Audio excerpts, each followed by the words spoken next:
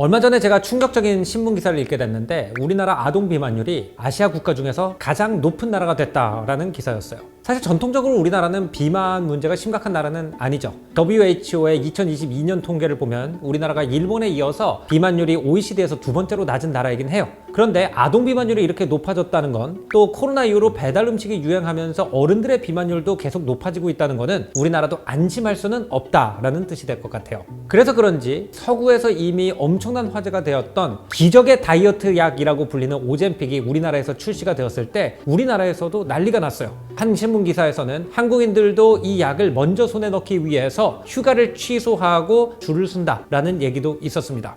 대체로 왜 이렇게 한국인들이 급격하게 비만이 늘고 있는지에 대해서 의사 선생님들이나 보건당국 사람들이 얘기를 할 때는 생활습관과 식습관이 서구화되고 있기 때문이라고 얘기를 해요. 근데 최근에 제가 읽은 한 책에서는 서양에서도 1980년 이전에는 비만이 거의 없었다라는 얘기를 합니다. 다시 말하면 우리가 서구화된 식습관이라고 얘기하는 것이 서구에서 전통적으로 있었던 식습관이 아니라 1980년에 일어난 어떤 급격한 사회 문화적 변화에 의한 것이었고, 그런 사회적 문화적 변화가 우리나라에서도 지금 일어나고 있기 때문에 이렇게 비만율이 급증하고 있다고 볼 수도 있다는 거죠.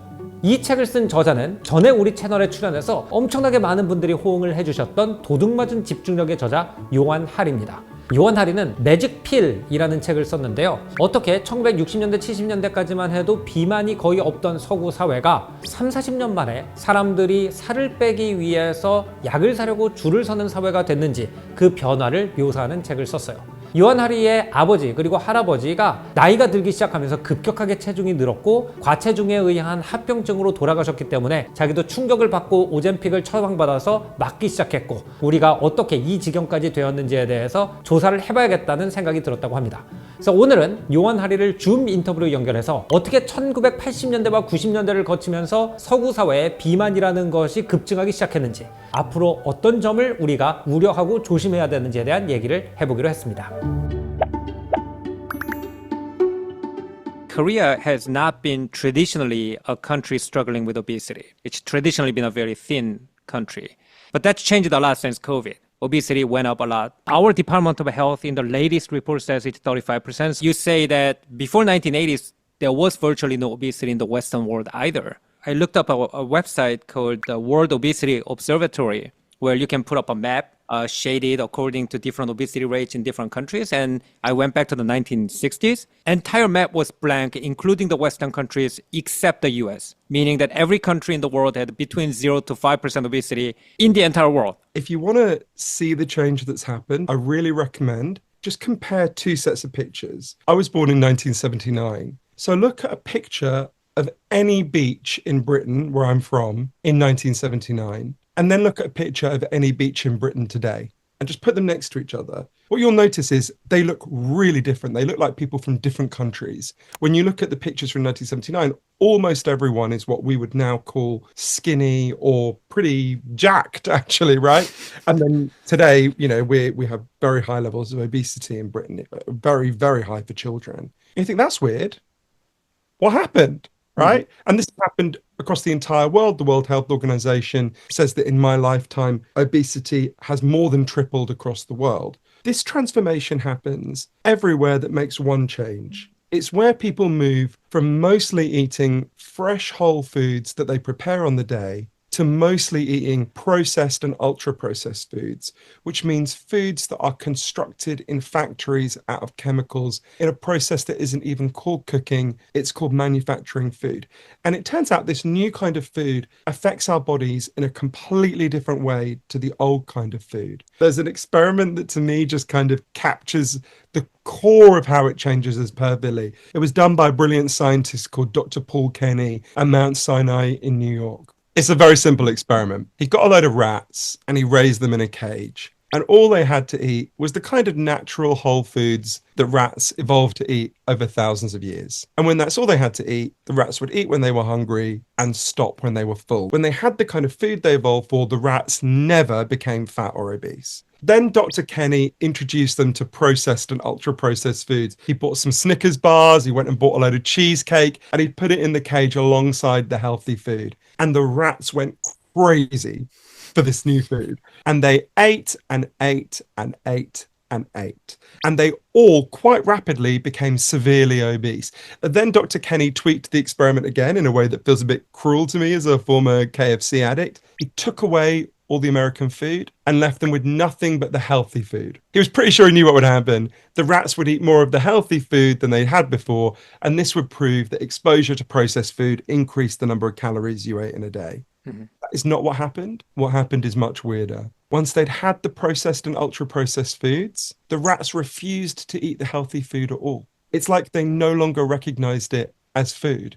They would rather starve than eat it. I would argue we are all living in a version of that experiment, right? You basically have human beings existing for 300,000 years in our current form, and obesity happens, but it's unbelievably rare. And then in my lifetime, it explodes. There are very few foods in nature, if any, that have the combination of carbohydrate and milk that breast milk has. And yet a lot of these new foods have that. It's one of the reasons why we crave more and more of it, because this is such a foundational kind of food for us.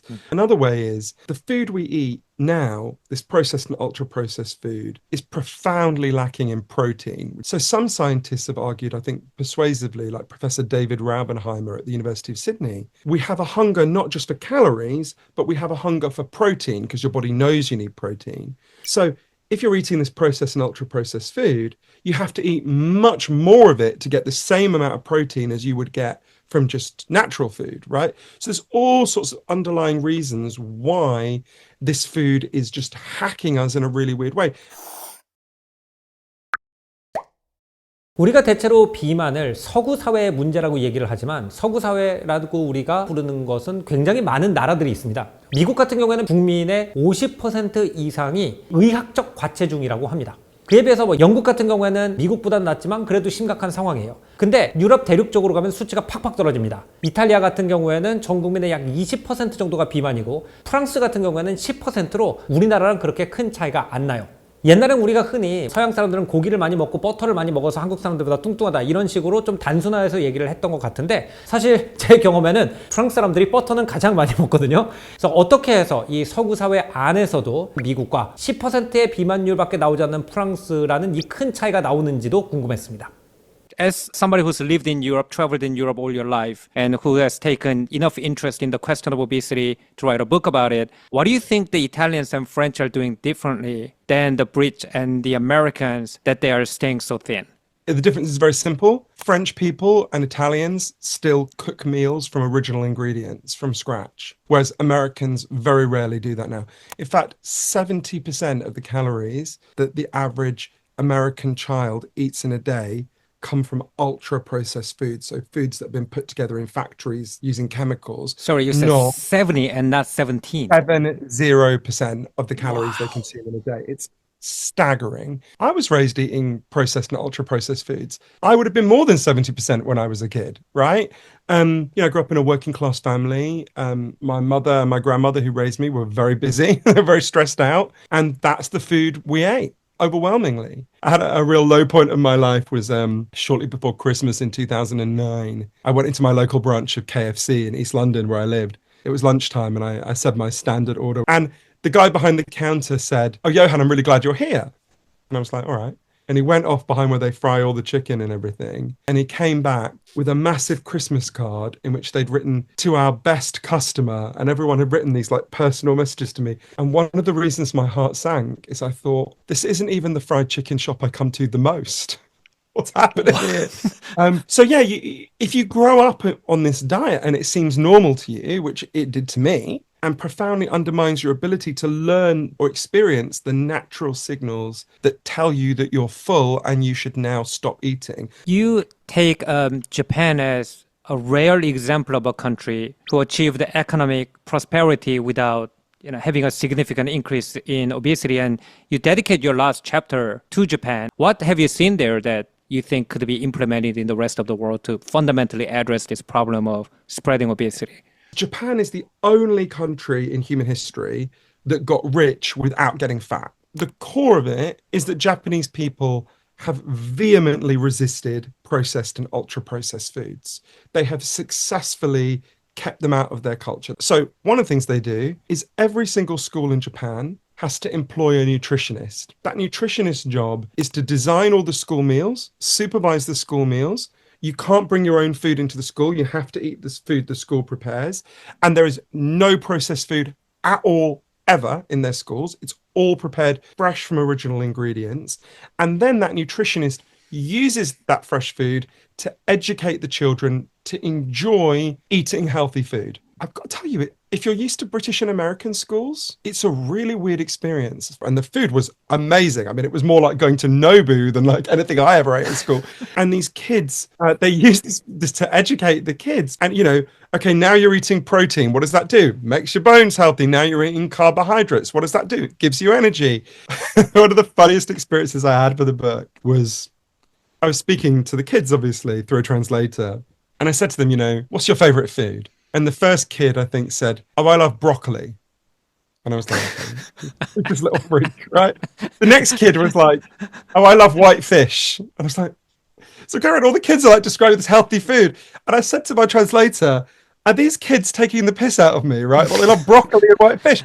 And like all Japanese people, my translator was just kind of puzzled and said, no, we teach our kids to like healthy food. Don't you do that? And I showed them, I pulled up on my phone pictures of British and American school meals, which are like mountains of potato chips, like lasagna that's been microwaved, whatever it is. And I showed it to the kids. They literally screamed like I had shown them an video, which is in complete disbelief. And they said, you would eat this every day? I was like, yes, every day. And they said, where are the vegetables? I was like, there are no vegetables. Right? They were completely, these kids were just, and what was so sweet is these kids were then genuinely worried for the children of Britain. And you noticed that's like, they were just really upset and concerned, these poor kids. You know, American school foods are one of Korean people's favorite memes as well. So oh, really? There are many, many YouTube videos that actually try to explain to Korean people why Americans eat this way. And one very fun explanation was that, I don't know how true this is, but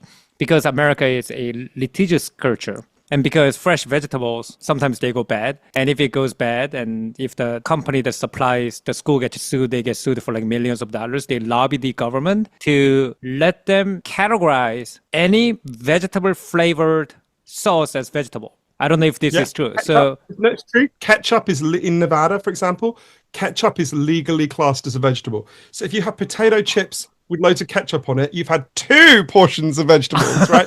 Their definition. So if you want food to sit on a supermarket shelf for weeks or even months or even years, what you have to do is pump it full of sugar, salt, and preservatives. That will mean it rots much less slowly. It means you can transfer it further away.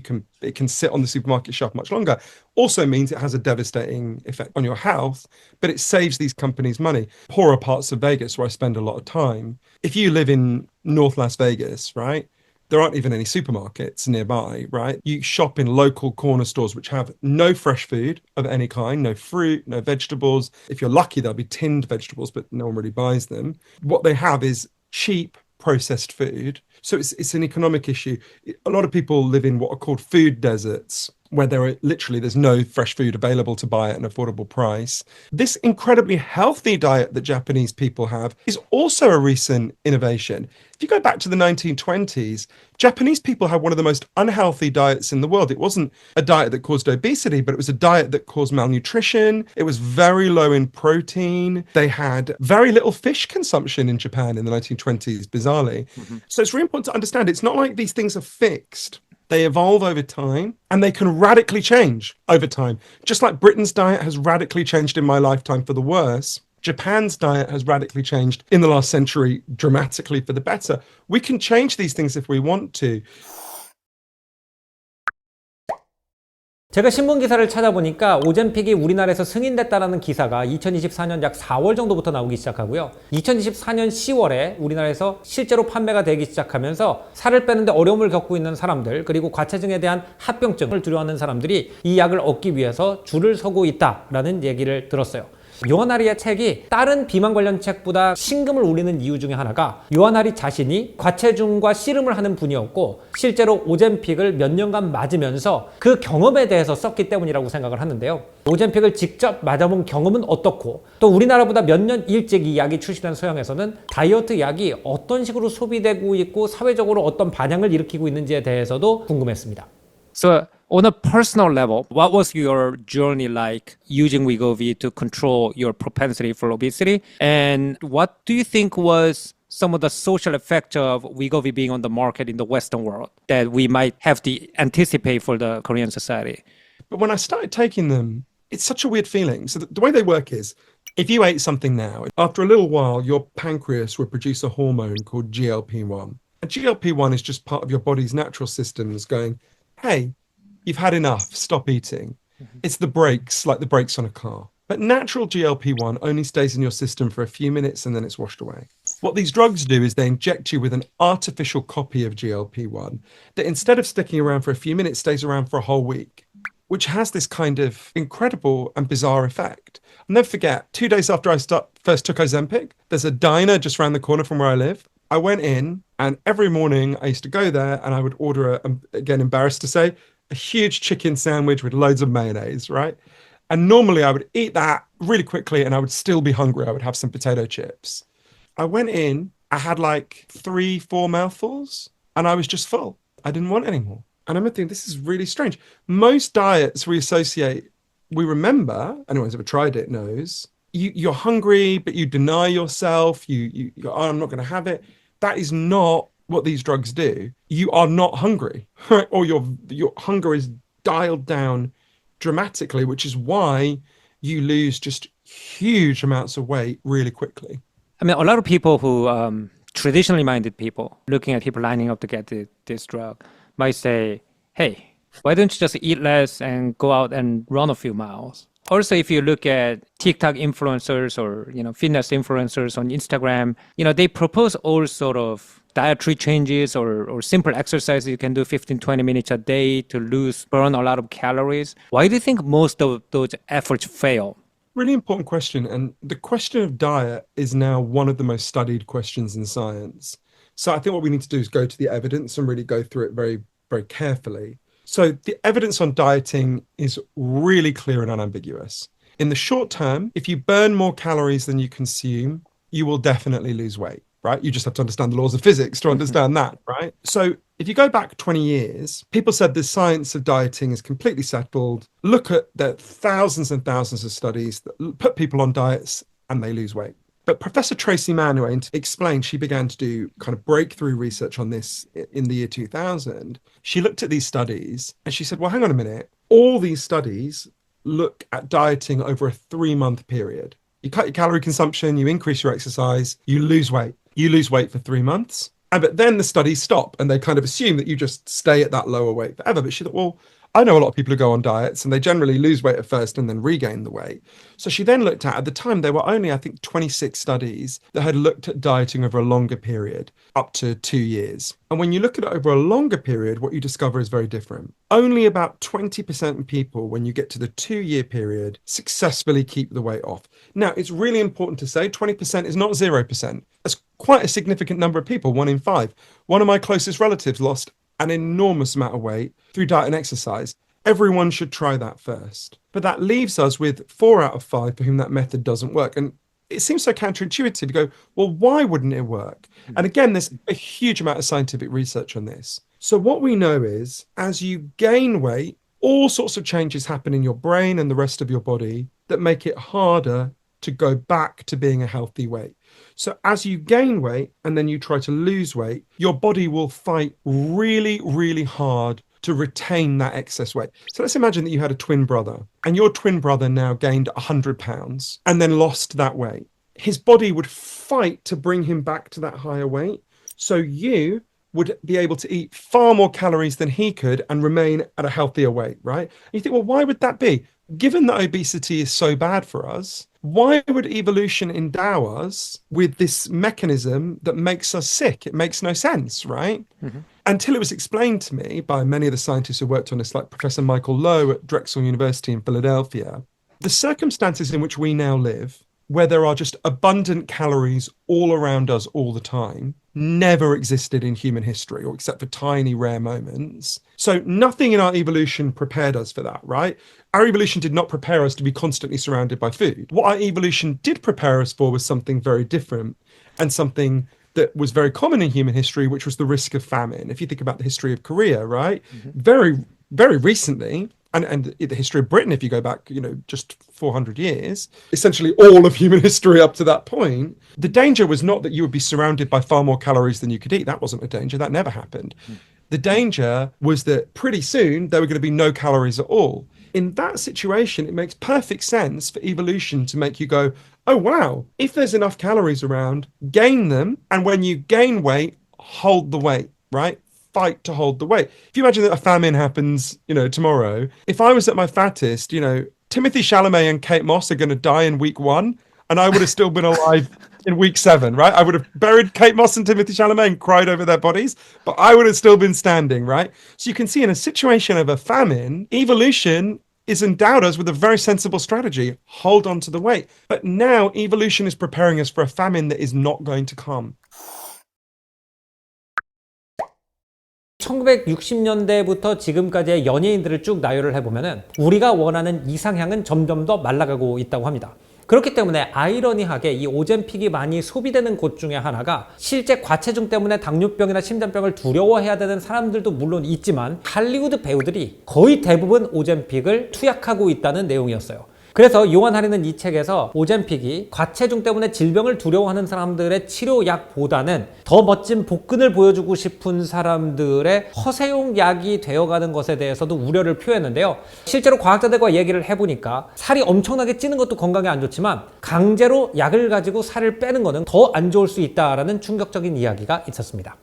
Are you familiar with K-pop at all? My niece loves K-pop, so I know an unhealthy amount about K-pop, yes. I bring that up because now the K-pop idols that become popular in the West, in Korea we call them the fourth generation K-pop idols. So there's like 5-year period in which the preferred visuals of these K-pop idols change significantly. And if you go to the first generation K-pop idols, or even before that in the 1990s, I mean, of course, they were skinny, but they weren't as skinny as the fourth generation K-pop idols that your niece is probably looking at. So I was wondering, is our ideas changing so fast that some of us who are not really obese feel like we are obese, and some of the people who are lining up to get Wegovy or Ozempic don't really need them? The worst moment for me in working on the book, I was doing a video call with my niece. We were FaceTiming, and it was maybe 6 months into me taking the Ozempic, so I'd lost a lot of weight. And she was kind of teasing me. She was like, oh, I never knew you had a neck before, right? But she was like saying I look good. And then, and I was kind of preening. And then she looked down and she said, will you buy me some Ozempic? And she's a perfectly healthy weight, right? And I thought she was kidding, and I laughed. And then I suddenly realized she wasn't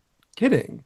And I suddenly thought, oh my God, have I counteracted every message I've been trying to give her like all her life? So I think we've got two very different categories of people who are using these new weight loss drugs. You've got people who are overweight or obese who are using them to come down to a healthy weight. Now, I think there's a strong case for that, although there are 12 risks associated with the drugs for those people that I talk about in the book. I think there's a strong case for that.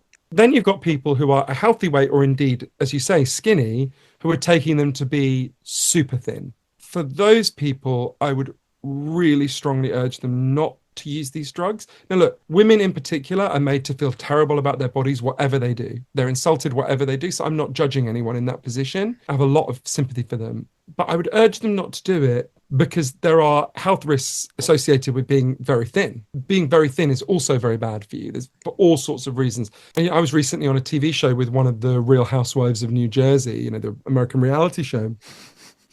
And she said, everyone, they're all on it, right? And they were all really thin at the start, right? So there's all sorts of health risks that they are causing. To give you an example of one, as you age, you naturally lose muscle mass, which is the total amount of soft tissue in your body that you need in order to get up out of a chair, to climb the stairs, whatever it might be. So from the age of 30, depressingly, you naturally lose muscle mass.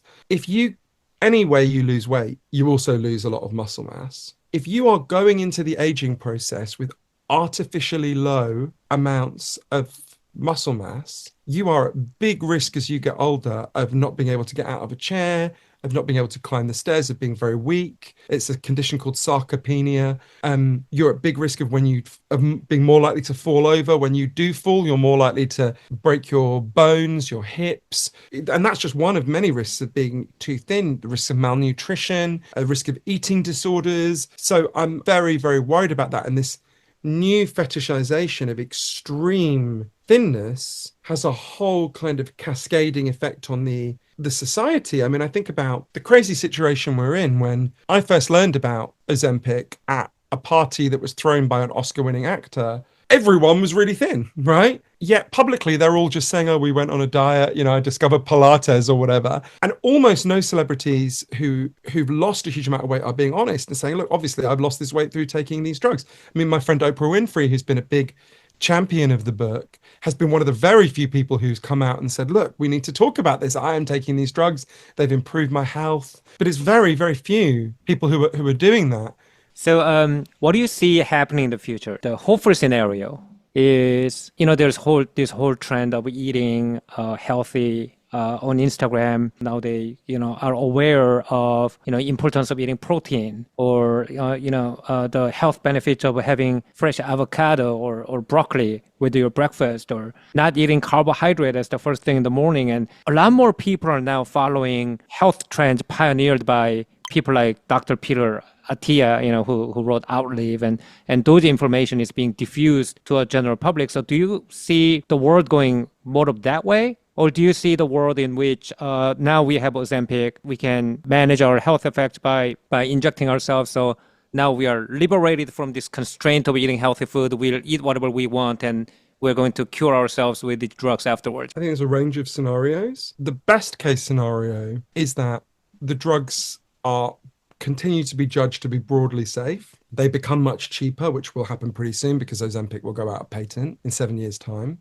People can access them. But most importantly, it wakes us up to go, wait a minute, how did we get to the point where so many people want to take a drug in order to eat less? And we have a much deeper conversation about how processed food has screwed us up, how Japan resisted it, how we can become more like Japan in that respect. So it wakes us up to make the reforms to the food system. Individual voluntary change, I mean, that's good. I'm in favor of it, of course.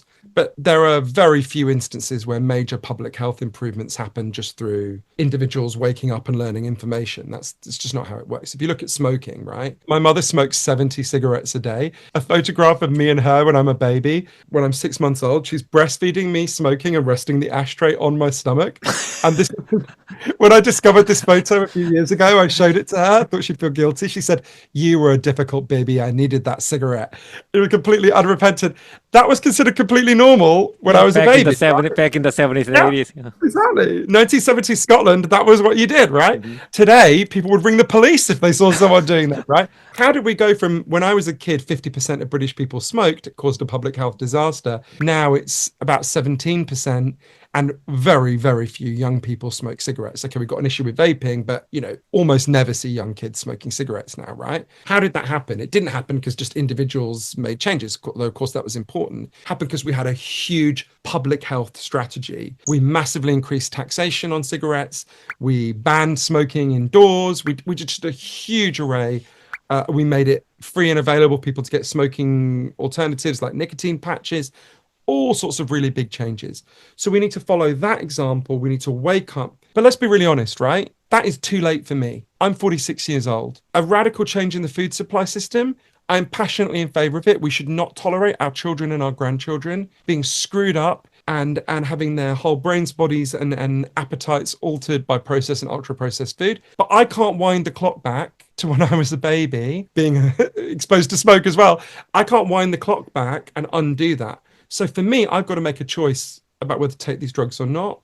I hope the book is a guide so people can figure out how to make that choice for themselves. 인간은 원래 음식이 충분하지 않은 상태에서 진화를 했기 때문에 눈에 먹을 게 보이면 먹고 싶어하고 또 그 음식이 배로 들어가서 잉여 칼로리가 있으면 지방으로 만들어서 보관하고 싶어하는 존재로 진화를 했죠. 하지만 이제 그렇게 많이 먹으면 해로울 정도의 음식이 항상 있는 상태가 되었고, 또 그 음식들이 식품 회사들에 의해서 계속 개발이 되면서 우리가 포만감을 느끼지 못할 정도로 우리의 입맛을 정교하게 타겟팅하고 있다고 합니다. 이런 칼로리의 공격에서 어떻게 하면 우리가 스스로를 보호할 수 있을지, 특히 우리나라의 아동 비만율이 급증하고 있는 상황에서 우리 아이들이 이런 음식보다 건강한 음식을 먹고 살 수 있는 세상을 만들려면 어떻게 해야 할지 요한하리와 함께 이야기해보는 시간을 가져봤습니다. 이 인터뷰의 풀 버전은 우리 멤버십 VIP 존에 올라가 있으니까 탐구르르 멤버십에 가입하시면 볼 수 있습니다.